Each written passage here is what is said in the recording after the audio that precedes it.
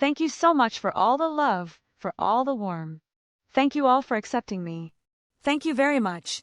Well, I always start my talk with some disclaimer.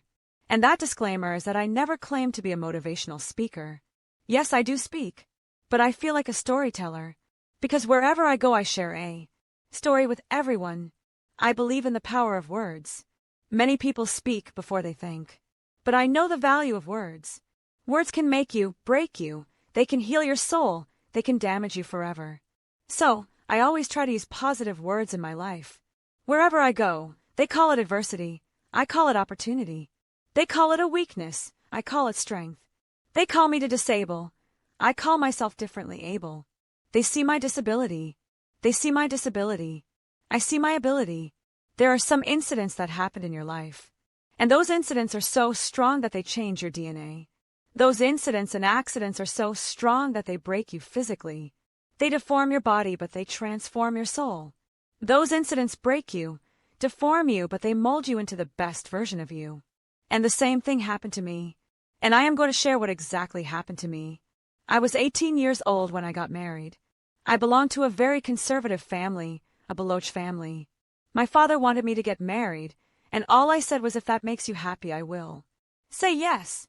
And of course, it was never a happy marriage. Just about after 2 years of getting married, about 9 years ago, I met a car accident. Somehow my husband fell asleep, and the car fell into the ditch. He managed to jump out, saved himself. I am happy for him, but I stayed inside the car and I sustained a lot of injuries. My right arm was fractured, wrist was fractured, shoulder bone and collarbone was fractured. And because of the ribcage injury, lungs and liver were badly injured. I couldn't breathe. I lost urine control. That's why I have to wear the bag wherever I go. But that injury's changed me and my life completely. As a person, my perception towards living my life was the spine injury. My backbone was completely crushed, and I got paralyzed for the rest of my life. So this accident took place in a far-flung area of Balochistan where there was no first aid, no hospital, no ambulance. I was in the middle of nowhere. Many people came to rescue. They dragged me out of the car. While they were dragging me out, I got the complete transaction of my spinal cord. And now there was this debate going on. Should we keep it here? She is going to die. Or where should we go? There was no ambulance. There was one four-wheeler Jeep standing in the corner of the street. They said, put her in the back of the Jeep and take her to the hospital, which is 3 hours away from this place. And I still remember that bumpy ride. I was all broken. They threw me in the back of the Jeep and they rushed me to the hospital. That is where I realized that my half-body was paralyzed and half-body was fractured. I finally ended up in a hospital where I stayed for 2.5 months. I underwent multiple surgeries. Doctors have put a lot of titanium in my arms, and there was a lot of titanium on my back. To fix my back. That's why in Pakistan, people called me the Iron Lady of Pakistan. Sometimes I wonder how easy it is for me to describe all this all over again. And somebody has rightly said that when you share your story and it doesn't make you cry, that means you are healing. Those 2.5 months in the hospital were doubtful. I will not make a story just to inspire you. I was on the verge of despair. One day the doctor came to me, and he said, well, I heard that you want to be an artist, but you ended up being a housewife. I have bad news for you. You won't be able to paint again because your wrist and arm are so deformed. You won't be able to hold the pen again. And I stayed quiet. Next day, the doctor came to me and said, your spine injury is so bad you won't be able to walk again.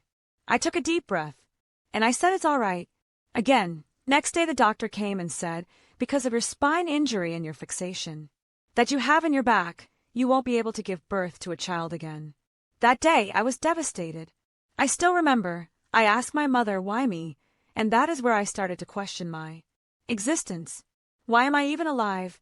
What's the point of living? I couldn't walk, I couldn't paint fine. I cannot be a mother, and we have this thing in our head being women that we are incomplete. Without having children, I am going to be an incomplete woman for the rest of my life. What's the point? People are scared that they think I will get divorced. What is going to happen to me? Why me? Why am I alive? We all try to chase this tunnel. We all do this because we see lights at the end of a tunnel which keeps us going.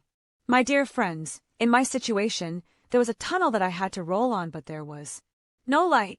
And that is where I realized the words have the power to heal the soul. My mother said to me that this too shall pass. God has a greater plan for you. I don't know what it is, but He surely has. And all in that distress and grief, Mom's those words were so magical that they kept me going. I was trying to put my smile on my face, all the time hiding the pain. It was so hard to hide the pain which was there. But all I knew was that I will give up. My mother and brother will give up too. I cannot see them crying with me. So what kept me going was one day I asked my brother, I know I have a deformed hand, but I am tired of looking at these white walls in the hospital and wearing this white scraps. I am getting tired of this. I want to add more colors to my life. I want to do something. Bring me some colors. I want to paint. So the very first painting I made was on my deathbed. It was not just an art piece, or not just my passion. It was my therapy. What an amazing therapy it was. Without saying a single word, I could paint my heart out. I could share my story. People used to come and say, "Wow, what a lovely painting. So much color. Nobody sees the grief in it." Only I could. So that's how I spent my 2.5 months in the hospital. Lying, never complaining or whining but painting. And then I was discharged. And I went back home. And I realized that I have developed a lot of pressure ulcers on my back, on my hip bone. I was unable to sit. There were a lot of infections all over my body, a lot of allergies. So doctor wanted me to lie down on the bed straight. For not 6 months, for not 1 year, but for 2 years I was bedridden, confined in that one room, looking outside the window, listening to the birds chirping and thinking there will be a time when we will be going out with the family and enjoying the nature. That was the time where I realized how lucky people are, but they don't realize. That is the time where I realized the day I'm going to sit, I am going to share this pain. To make them realize how blessed they are, and they even don't consider them lucky.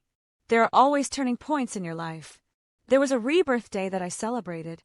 After 2 years and 2.5 months, when I was able to sit in a wheelchair. That was the day where I had the rebirth. I was a completely different person.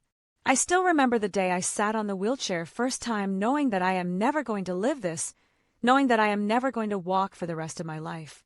I saw myself in the mirror, and I talked to myself, and I still remember what I said. I cannot wait for a miracle to come and make me walk. I cannot sit in the corner of the room crying, cripping and begging mercy because nobody has time. So I have to accept myself. The way I am, the sooner the better. So I applied the lip color for the first time, and I erased it, and I cried and I said, what am I doing?